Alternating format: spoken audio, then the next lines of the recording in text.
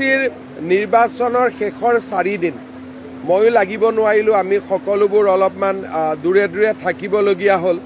গতিকে নিৰ্বাচনৰ শেষৰ কেইদিনৰ পৰ্যালোচনা মই এতিয়ালৈকে কৰিব পৰা নাই, কাৰণ অসমত জুবিন গাৰ্গৰ ঘটনাটোক লৈ ইমান এটা পৰিৱেশ সৃষ্টি হ'ল যে মই এতিয়াও বহি পেলাই কাৰো লগত কথাও পাতিব সময় পোৱা নাই।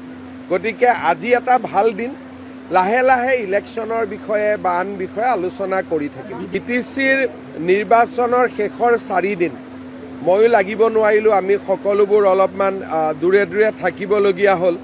গতিকে নিৰ্বাচনৰ শেষৰ কেইদিনৰ পৰ্যালোচনা মই এতিয়ালৈকে কৰিব পৰা নাই, কাৰণ অসমত জুবিন গাৰ্গৰ ঘটনাটোক লৈ ইমান এটা পৰিৱেশ সৃষ্টি হ'ল যে মই এতিয়াও বহি পেলাই কাৰো লগত কথাও পাতিব সময় পোৱা নাই। গতিকে আজি এটা ভাল দিন, লাহে লাহে ইলেকশ্যনৰ বিষয়ে বা আন বিষয়ে আলোচনা কৰি থাকিম। ইটিচিৰ নিৰ্বাচনৰ শেষৰ 4 দিন ময়ো লাগিব নোৱাৰিলোঁ। আমি সকলোবোৰ অলপমান দূৰে দূৰে থাকিবলগীয়া হ'ল। গতিকে নিৰ্বাচনৰ শেষৰ কেইদিনৰ পৰ্যালোচনা মই এতিয়ালৈকে কৰিব পৰা নাই, কাৰণ অসমত জুবিন গাৰ্গৰ ঘটনাটোক লৈ ইমান এটা পৰিৱেশ সৃষ্টি হ'ল যে মই এতিয়াও বহি পেলাই কাৰো লগত কথাও পাতিব সময় পোৱা নাই।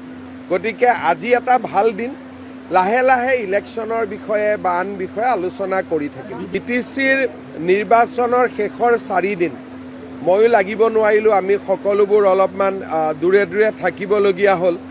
গতিকে নিৰ্বাচনৰ শেষৰ কেইদিনৰ পৰ্যালোচনা মই এতিয়ালৈকে কৰিব পৰা নাই, কাৰণ অসমত জুবিন গাৰ্গৰ ঘটনাটোক লৈ ইমান এটা পৰিৱেশ সৃষ্টি হ'ল যে মই এতিয়াও বহি পেলাই কাৰো লগত কথাও পাতিব সময় পোৱা নাই। গতিকে আজি এটা ভাল দিন, লাহে লাহে ইলেকশ্যনৰ বিষয়ে বা আন বিষয়ে আলোচনা কৰি থাকিম। ইটিচিৰ